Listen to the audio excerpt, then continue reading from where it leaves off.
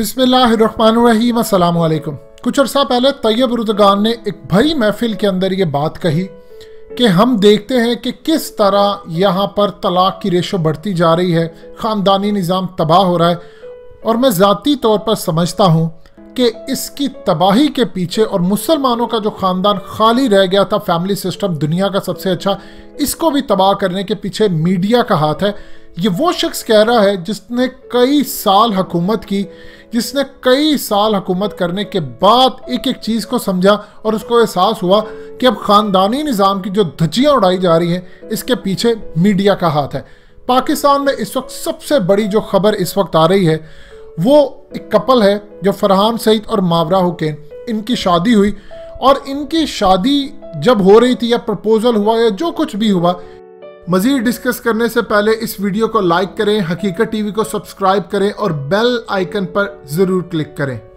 इसको देखकर पाकिस्तान में नौजवान लड़कियां और ख़ास तौर पर नौजवान लड़के ये देखते रह गए कि किस तरह उसने एफिल टावर के सामने प्रपोज किया, क्या हुआ। हर एक की यही ख्वाहिश चली गई, लेकिन इनको अंदाज़ा नहीं है कि अंदर क्या पक रहा है। अब अचानक से खबर आती है कि दोनों ने एक दूसरे से अलहदगी का फैसला किया है, लेकिन इसके पीछे जो असल वजह है, जो तलाक और ये तमाम चीज़ों की, वो एक बात याद रखिएगा, चाहे लोअर मिडिल क्लास हो, चाहे लो क्लास हो, मिडिल क्लास हो, अपर मिडिल क्लास हो या इलीट क्लास, ये तमाम जगहों पर ये चीज़ पाई जाती है, लेकिन डिफरेंट अंदाज में। अब इनकी सबसे बड़ी आप समझ ले चीज़ क्या थी जिनकी वजह से इनकी तलाक हो रही है। और आम रूटीन के अंदर अगर मिडिल क्लास में ये चीज़ पाई जाए तो उसको कहा जाता है कि ये ज़्यादा देर तक सस्टेन करती है।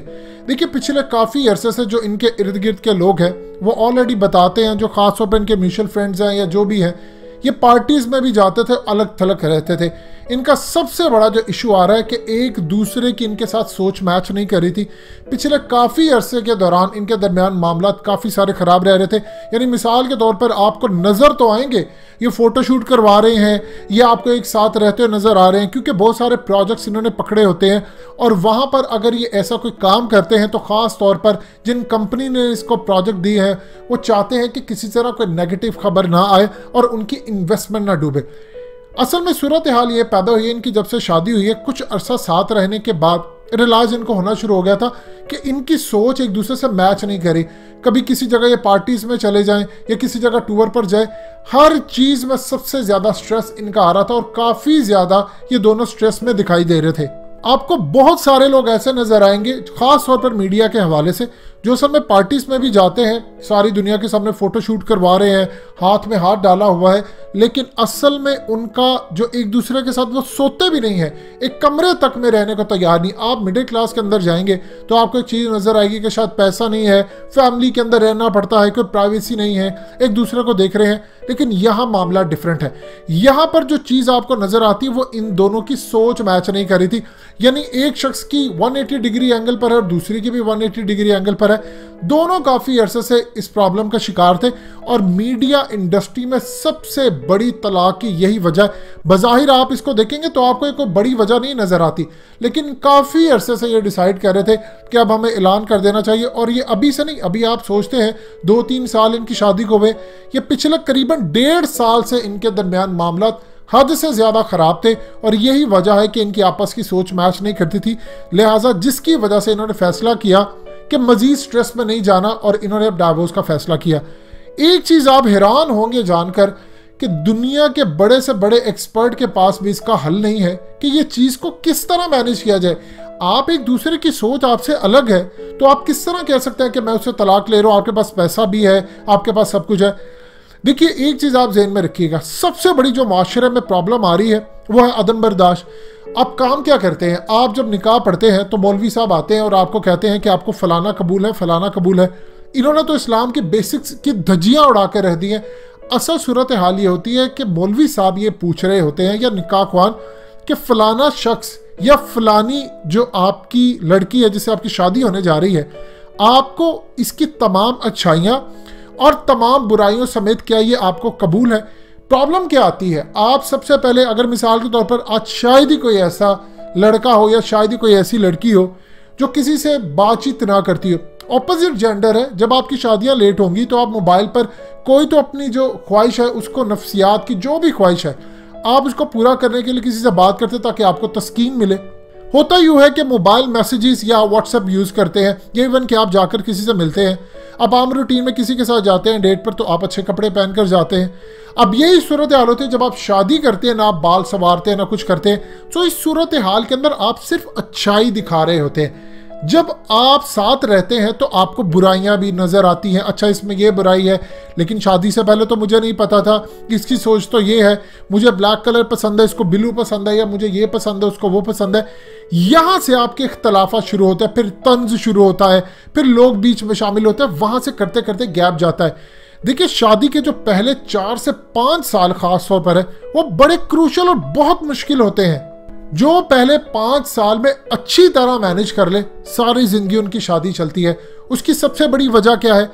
आपको नजर तो आ रहा होता है कि ये लोग बड़े अच्छे हैं, इन्होंने एक साथ तस्वीरें उतरवाई, पीछे बैकग्राउंड में क्या चला ये आपको नहीं पता होता। देखिए, शादी आप करते हैं, एक शख्स को कुछ और चीजें पसंद है, आपको कुछ और। मेल की जिम्मेदारी है कि वो ये देखे कि फीमेल को जो पसंद है, मुझे भी कहीं ना कहीं उसको वो चीजें पसंद करना पड़ेगी। अगर आप पसंद नहीं कर सकते तो कम से कम आप उसको रिजेक्ट करने का आपके पास इख्तियार नहीं है। इसी तरह एक बीवी की भी यह जिम्मेदारी है कि वो भी मर्द की बहुत सारी जो उसको चीजें पसंद है, या तो उसको अडॉप्ट कर ले, या अगर उसको नहीं पसंद तो फिर आप उसको बुरा कहने को छोड़ दें कि आप ये बुरी है।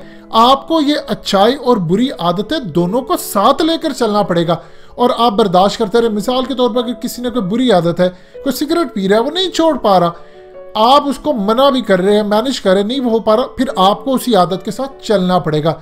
इसी तरह आपकी अपनी बीवी की जो आदत है, आपको चलना पड़ेगा। इनका इशू क्या होता है?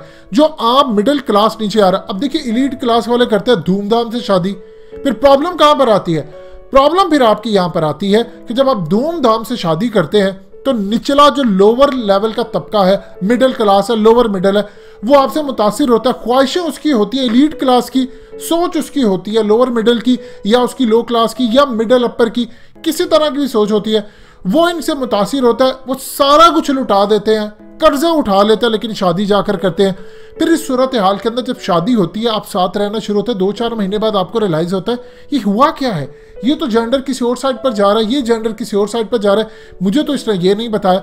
आप अगर होता ही है कि आप थोड़ा सा अपनी चीजें छोड़ते हैं, थोड़ा सा आपका लाइफ पार्टनर छोड़ता है, 5 साल आपको लगते हैं कम से कम अपनी शादी मैनेज करने के लिए, उसके बाद आप यूज टू होना शुरू हो जाते हैं। लेकिन अगर आप पहले 5 साल में 2-4 महीने के बाद आप उकताना शुरू हो जाएंगे तो फिर ये सूरत हाल होगी, आज आपकी किसी से तलाक है, आप फिर अगली जाकर किसी और से तलाक लेंगे। यूं बढ़ता बढ़ता बढ़ता काम इस लेवल पर आ जाएगा कि फिर मॉर्निंग शोज के अंदर 1.5-2 लाख का जोड़ा पहने 3-3, 4-4 दफा तलाक याफ्ता खवातीन आती हैं, वो आपको आकर बताती हैं कि लाइफ कैसे गुजारनी। आप उनको सीखने की बजाय नबी पाक सल्लल्लाहु अलैहि वसल्लम का तरीका सीखिए। आप बहुत कम किताबें होंगी इसके ऊपर लिखी हुई, आप जाकर पढ़िए नबी पाक सल्लल्लाहु अलैहि वसल्लम ने अम्मा खदीजा के साथ कैसी लाइफ गुजारी। आप अंदाज़ा कर लीजिए, जब वही नाजिल होती है तो सबसे पहले आप बताते हैं जाकर अम्मा खदीजा को, फिर उसके बाद वो किस तरह आपको सपोर्ट करती हैं। हमारे यहाँ पर बीवियों को कारोबार में भी नहीं लगाया जाता कि ये नहीं तुम्हारा काम, ये आप उनको आगे लेकर चले अगर कोई कुछ करना चाहता है। आप देखिए, हजूर पाक सल्लल्लाहु अलैहि वसल्लम की वाइफ अम्मा खदीजा इतनी ज़बरदस्त बिजनेस वुमेन थी, आपने लाइफ नहीं पढ़ी, आपको किसी ने बताया नहीं है। अगर आपके अंदर बर्दाश्त आ जाती है तो फिर याद रखिएगा आप सक्सेसफुल है। और इनका एक ही वजह थी कि एक दूसरे से सोच मैच नहीं कर रही थी और एक दूसरे से हर चीज़ में इख्तलाफ हो रहा था। इसी वजह को ये काफ़ी देर से टॉलरेट करते करते इस लेवल पर आ गए जहां पर आकर इन्होंने तलाक का सहारा लिया। दोस्तों, हकीकत टीवी को सब्सक्राइब करना मत भूलिए, वीडियो को लाइक करें, शेयर करें और कमेंट सेक्शन में अपनी राय का इजहार ज़रूर करें।